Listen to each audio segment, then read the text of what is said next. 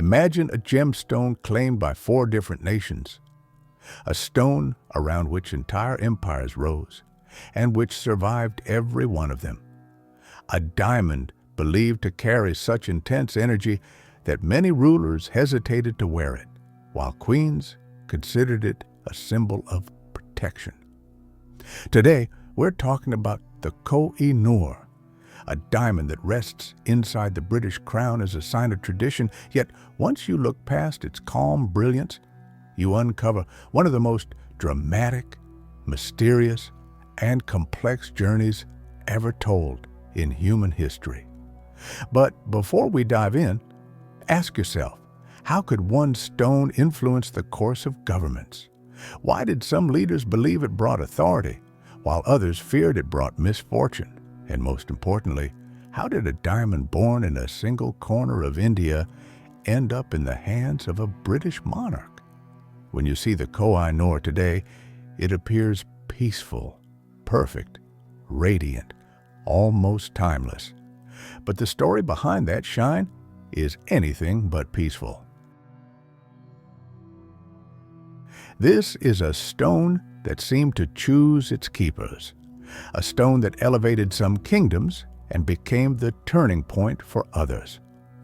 A stone that traveled from the Mughals to Persia, from there to Afghanistan, returned to India, and eventually found its way into the crown of British royalty. But there is a question that continues to puzzle historians. Was this journey a chain of coincidences? Or is the destiny of this diamond part of a much older and deeper pattern? In this video, we will explore the legends, political struggles, hidden agreements, mysterious twists, and documented history that made the Koh-i-Noor one of the most debated, most desired, and most talked about diamonds in the world. Fasten your seatbelts. We're about to travel through more than 5 centuries of a story that still isn't over.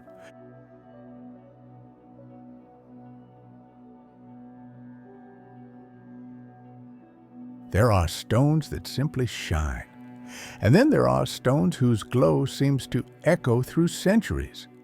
Most diamonds are just minerals, crystallized carbon forged in silence beneath the earth. But some manage to become legends, witnesses, and sometimes even the silent cause of events that reshape empires.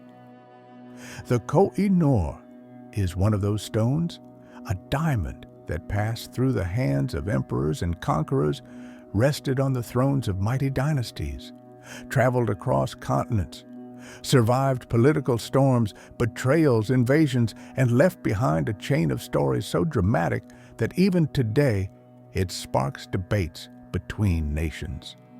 This is a story of secrets, myths, power, shifting borders, whispers of curses, and a question that remains unresolved even now. Who does the Mountain of Light truly belong to?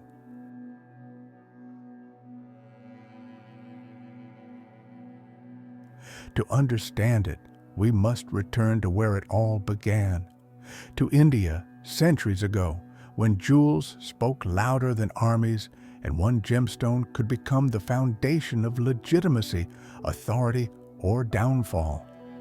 Imagine the royal courts of Delhi and Agra. Marble walls carved with floral motifs, fountains catching the moonlight, silk curtains moving in the warm wind, and inside, treasure rooms filled with jewels collected over generations. Rubies from Burma, emeralds from Colombia, diamonds from Golconda. But among all the treasures, one stone stood beyond comparison: the Koh-i-Noor, Mountain of Light. A diamond believed to carry the breath of ages within it. A saying spread across the land: whoever owns the Koh-i-Noor controls the world. But the wise always added, immense power never comes without a price. The story begins in Golconda in southern India, once the world's only known source of diamonds. Hot winds, dusty ground, laborers digging deep into the earth. And then one day, a worker unearthed a massive rough stone almost the size of a small egg, opaque, irregular, but immense. Around it rose a storm of myths. Some believed the diamond was a gift from Surya, the Hindu sun god. Others connected it to the legendary Syamantaka jewel, a stone said to bring fortune and hardship hand in hand. Ancient texts described a jewel shining like 1,000 suns, and many thought it referred to this very diamond. But myths are missed. Real history begins later, in the era of the Mughal Empire. Under the Mughals, the Koh-i-Noor entered a world of unimaginable luxury. Babur, the founder of the empire, mentioned it in his memoirs. But its true rise came under Shah Jahan, the emperor who built the Taj Mahal and turned his court into a universe of gold, gems, silk, and art. At the center of this brilliance stood the Peacock Throne, a masterpiece of gold and jewels with two enormous gem-studded peacocks spreading their tails like a rainbow of sapphires, emeralds, and rubies. And placed above the emperor's head between the peacocks was the Koh-i-Noor, glowing like a celestial blessing. It was not simply worn. It radiated over the ruler, symbolizing power granted from the heavens. But no empire shines forever, and when the Mughal Empire weakened, new forces came to claim what once symbolized its glory.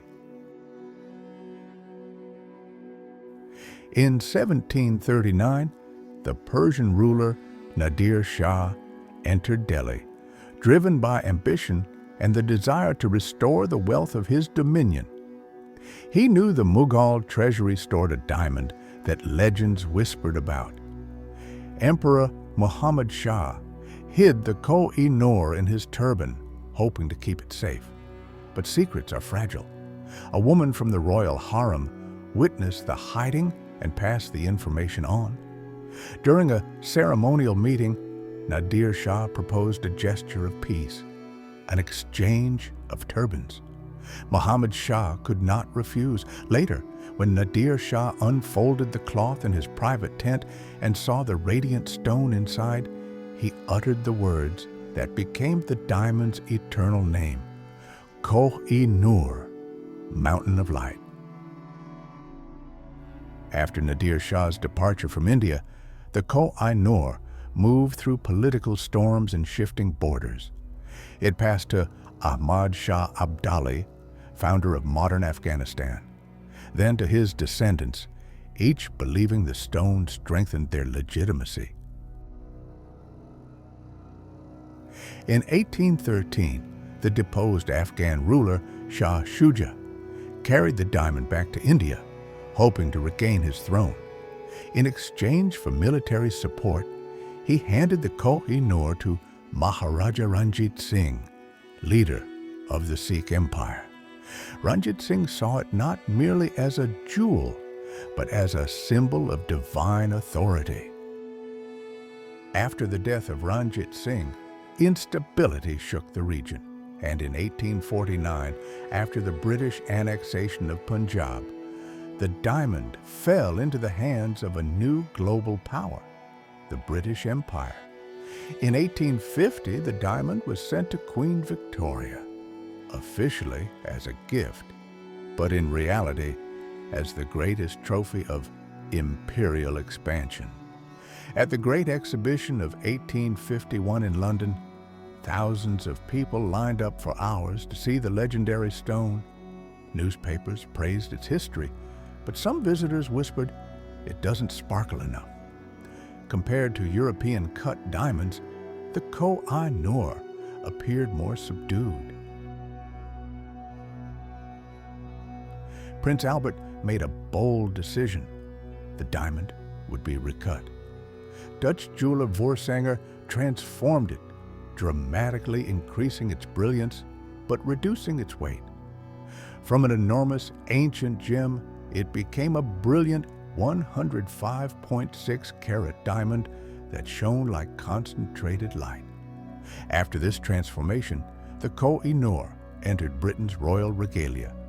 It was set in the crown of Queen Alexandra, later in the crown of Queen Elizabeth, and today rests in the Tower of London, surrounded by other legendary stones. Nearby lies Cullinan the Pearl, 530 carats, the largest cut diamond in the world, placed in the royal scepter. Cullinan II, 317 carats, set into the imperial state crown, and 7 more fragments of the same colossal stone. The Koh-i-Noor may not be the largest, but its story has no equal. Over time, a Victorian-era belief formed. The Koh-i-Noor brings challenges to male rulers, but protection to female rulers. Whether this was superstition or a pattern from history, Britain honored the idea. To this day, the diamond has never been set into a king's crown, only queens. In the modern era, the story is far from over. India claims the Koh-i-Noor as part of its cultural heritage. Pakistan views it as a legacy of the Sikh Empire. Afghanistan claims it as part of the Durrani dynasty. Iran sees it as a treasure taken during Persia's victory. Meanwhile, Britain argues that returning a single artifact would create a precedent that could reshape museums around the world. The debate intensifies every year, especially during royal coronations. Legends say the diamond brings influence but tests those who try to wield it. Male rulers faced political upheaval. Female rulers, according to belief, received protection. Historians call it folklore, but when you follow the diamond's journey through shifting empires and lost thrones, it becomes difficult not to wonder whether history itself created the legend. The Koh-i-Noor is not just a gemstone, it is a mirror reflecting ambition, glory, fear, desire, and the timeless human urge to possess something eternal. It has outlived every empire it ever belonged to, every throne it crowned, every dynasty it touched. But this is only the beginning. Ahead lie the stories of giants, the Cullinan, the Black Orlov, the Agra diamond, the Great Mogul, and many more stones that shape the destinies of rulers and nations. If you want to continue this journey through legendary jewels and the empires they influenced, subscribe, because the Mountain of Light was only the beginning